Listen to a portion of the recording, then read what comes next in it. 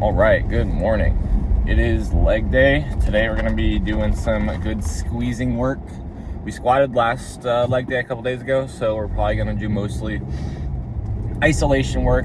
I'm probably gonna do a little bit of leg press, just because my legs feel pretty fresh, but I don't really wanna squat, mostly just because I wanna hit my legs a different way if I'm gonna do some pressing. So I'll probably start with one of the isolations, so either leg press or hamstring curl, and then go right into, or I said leg press, leg extension or hamstring curl, and then go right into a leg press, and then probably finish with something. I don't know yet, but it'll be something. But the point of today is to really squeeze out everything, pump up our legs, and yeah, that'll be the goal. But yeah, let's talk about cardio and why cardio is so important, and why you should be doing it every day. So cardio is good for a couple of reasons, but I think the number one reason that people in a bodybuilding context would want to do cardio is that when you're bulking, you're able to stay a lot leaner while you're doing cardio. And it seems counterintuitive. It seems like, hey, if I'm bulking up, why would I be doing cardio to subtract more calories away so I have to eat more? But it really is a very minimal amount of calories. You're just doing 30 minutes a day. You're not doing like hours of cardio. And that amount of calories is very little compared to the one, hunger that doing cardio will trigger or stimulate. And two, it'll, again, make you look leaner while you're bulking up, which I think one of the number one problems with people bulking is that they don't like looking soft for any amount of time. It's like, especially if you're naturally lean and you want to bulk up, it's hard to start looking soft and be like, I'm going in the right direction, because you honestly look worse, right? You're looking worse as you start to bulk up. But if you're doing cardio, you're able to stay a lot leaner than you would have if you weren't doing cardio. So that's reason number one. But the real reason number one, honestly, is just because it's really good for your heart, right? Like, doing cardio is gonna make you be able to like do sets harder, because you're gonna be able to breathe better. So you're gonna be able to burn out on your muscles, not on your cardiovascular. You'll be able to do sets quicker because you'll have a shorter rest time because you're able to recover faster. And then finally, yeah, it's really good for your heart. There's something called collaterals in your heart, which are basically these veins that go off of main veins, but they're ones that you kind of have to build. And part of it's genetic, but part of it is doing cardio will build these collaterals. And they're so important because when you're getting older, plaque starts to build up in some of these arteries, and they can burst. Or even before they burst, the plaque buildup can cause a lack of blood flow. And if you have a bunch of collaterals, they can kind of carry the burden of the plaque inside your main arterial veins in your heart. So they can kind of like diverge into those collaterals. But if you don't have a ton of collaterals, then there's less divergence going on, and you have a higher chance of a heart attack. Now that's a bit further in depth than we really need to be, but the point is, doing cardio is beneficial for your look, it's beneficial for how you're gonna feel, and it's beneficial for just how your workouts are gonna feel. So definitely do it. Super beneficial. It's super easy. It's 30 minutes. It's not a crazy time commitment. I get it if you have to go back to the gym, but just do it. I mean, just go, or just do it in the morning, work out in the afternoon. That might be better. But getting it in is super important. But with that being said, we're about to get on our leg day. We'll have to do our cardio later. But yeah, that's it. Let's get after it. All right, so we're starting with the leg extension and sissy squat superset. This is murder. This is really crazy on your quads, obviously. The sissy squat, like, burnout at the end is absolutely, like, if you haven't tried it, try it, because it is truly one of the craziest ways to pump up your quads. There's probably not a better burn than sissy squats right after leg extensions. And if you're concerned about the knees, it's actually, there's papers saying that it's good for your knees. So obviously feel it out. If it feels terrible when you do sissy squats, try a variation. But for the most part, I think a lot of people could benefit from this movement. And yeah, just definitely hold on to something. You don't have to be free form doing this, but try them out.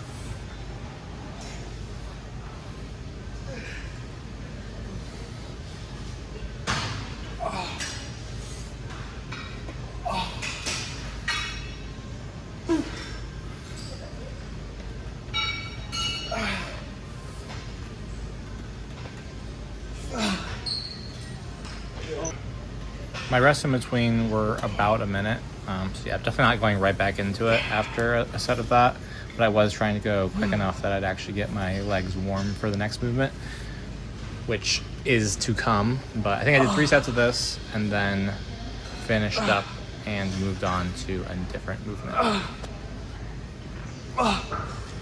These partials that I'm about to do at the end, I think they're super important to at least try and go as far as you can.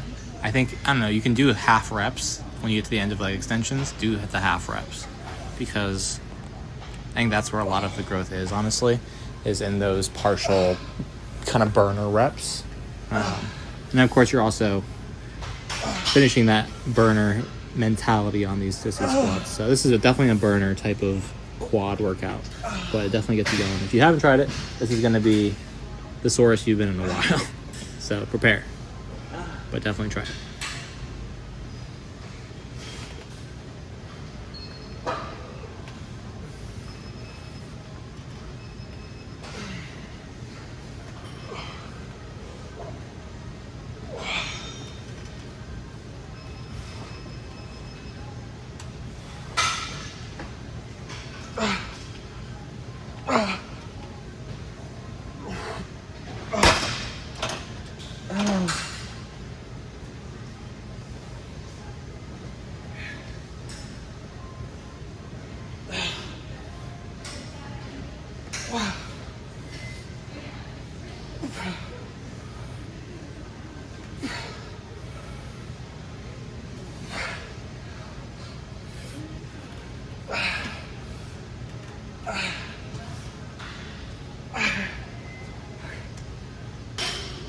And a surprise to absolutely no one, it's on to hamstring curls, or seated hamstring curls. This is a really great exercise in general. I think I never miss it anymore. I think for hamstring isolation, it's hard to get better than this movement. It does take a bit of figuring out the best position for you to get the most hamstring activation, which you'll actually see me go through. But I think this is a great movement. Definitely incorporate it into your leg days if you haven't already.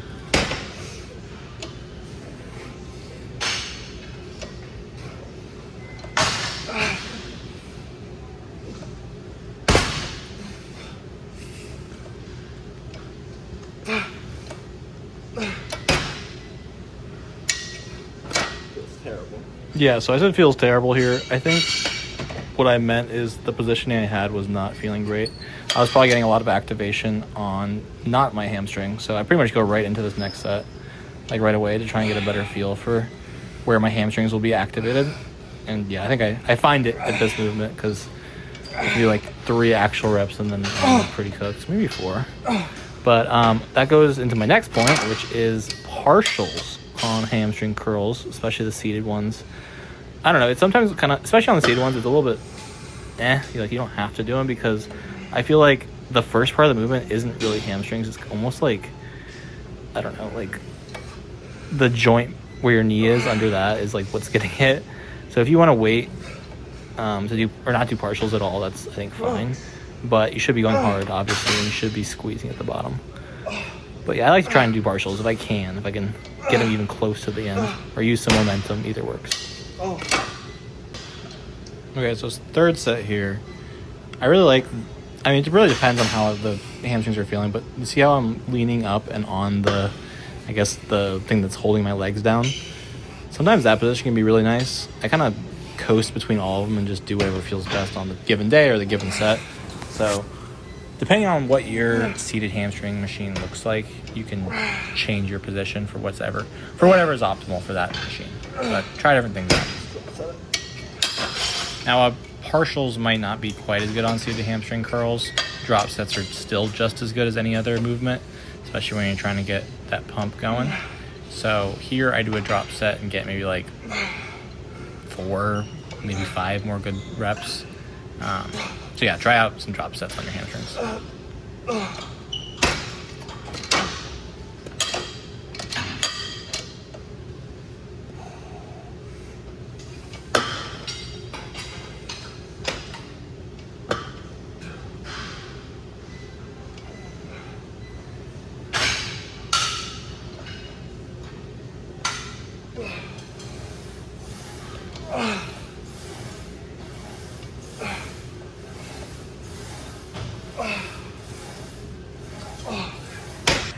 All right, moving on to the fun stuff, some pressing. So we start with our leg press for our pressing. We have 4 plates on each side. I think that's usually what I start off with. And I've been, I think, adding the 25s on each side just to add a bit more weight for my last set.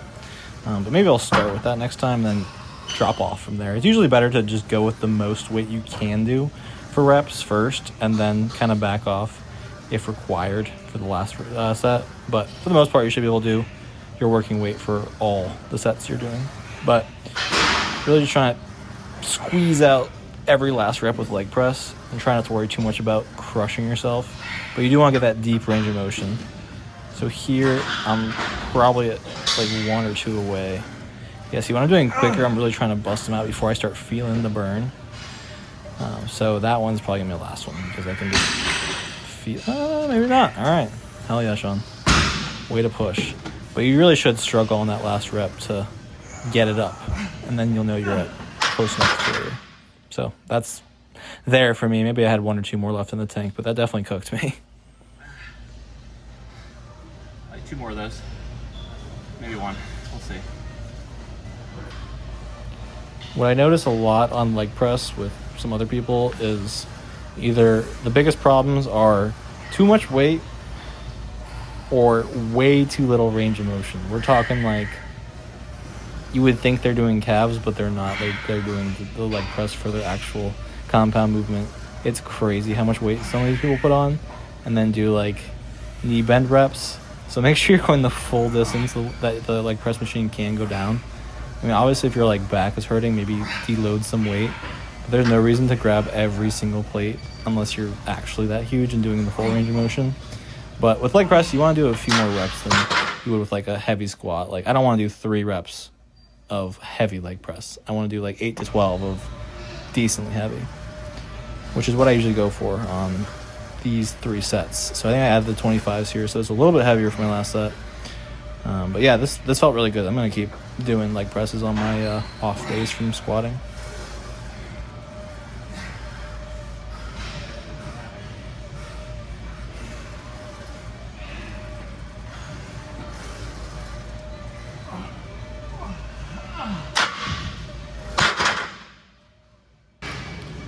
Now this I've also been incorporating more recently into my leg days just to add another, bigger, heavier hamstring movement besides just seated hamstring curls.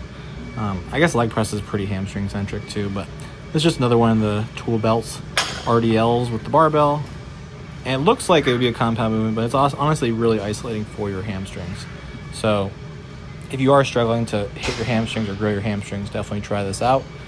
Just make sure, I don't know, you're not going to struggle to recover like you would with like normal deadlifts, but keep your volume in check, I guess is what I should say. Do intense sets, but maybe do higher weight with lower volume. Try it out. Set 2 here. I think I just do 3 sets of these and then I go pose down. So almost at the end here.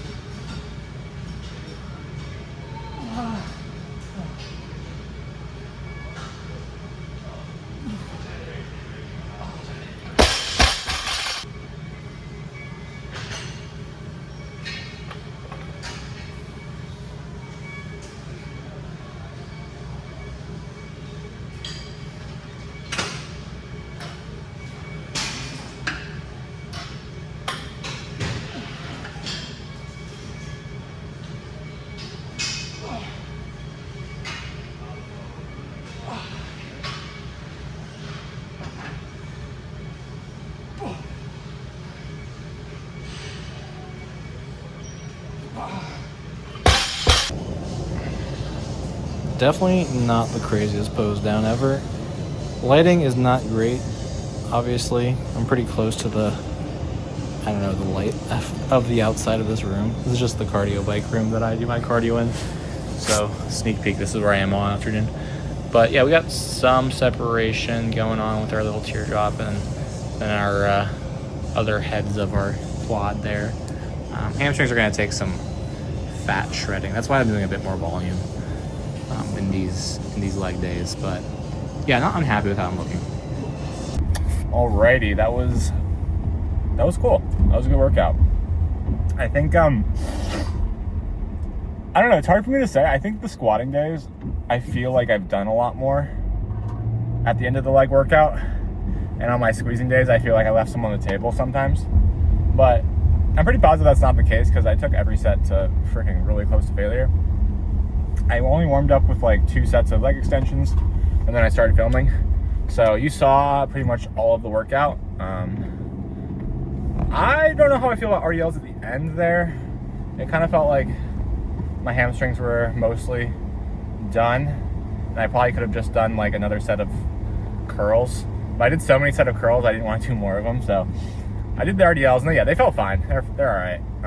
I just wanted to get a lot more volume on my hamstrings today. So we definitely did that. The leg press felt very hamstring centric today. And glutes are the 2 that I feel the most on that. But yeah, I guess you don't have to feel like, I mean, you should feel your legs after you're done with a leg day, obviously. That's a given. But I don't think you have to be like crawling out of the gym every single leg day. I mean, that would be sick if you could do that. But I think if you're hitting legs twice a week, then it's just not gonna happen. And that's not like a lack of intensity necessarily.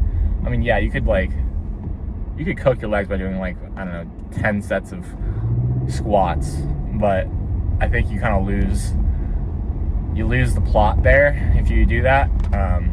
Like you go past your fatiguing point and it just becomes harder to recover. But I don't think you have to worry about that so much during leg day. I think it's really hard to get to that point. But the point is just to go hard as you can. If you're not squatting that day, and then really focus on squeezing, which is what I did today, especially on my leg extensions. I had a good pause for like 1 second at the top. That felt pretty good. But yeah, I think overall, good leg day. I gotta start figuring out what to talk about during these because I feel like I'm just talking about my workout, which is fine. But I want to talk more about just like general life stuff, I think. And maybe have at least one topic in mind when I hop on here and start talking, start yapping. But yeah, the videos are gonna change a little bit. I want to do something a little different in the gym, something that feels a bit more organic than what I'm currently doing.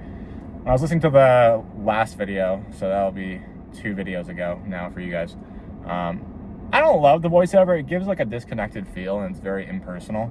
So I know I gotta be talking in the gym, but I feel like I'm so dialed into my workout that it's hard for me to just like start yapping about it. But that's what this is. This is what it's supposed to be. So I gotta kind of figure that out. But yeah, that's just a bunch of yapping. So I'll let you guys go. Thanks for watching, and I'll see you tomorrow. Most likely, will be a chest shoulders day. Right? Yeah, it should be a chest shoulders day. It's just weird because I post the chest shoulders day. I posted the chest shoulders day yesterday, so it feels weird. Even though that's 2 days ago now, it feels weird that I'm doing chest shoulders tomorrow when I literally posted the video yesterday. It feels like I'm doing it twice in a row, but I'm not. Anyways, but that's exciting. It's my favorite day and always looks crazy. So we will see you then. Do your cardio. Do it. Do your damn cardio.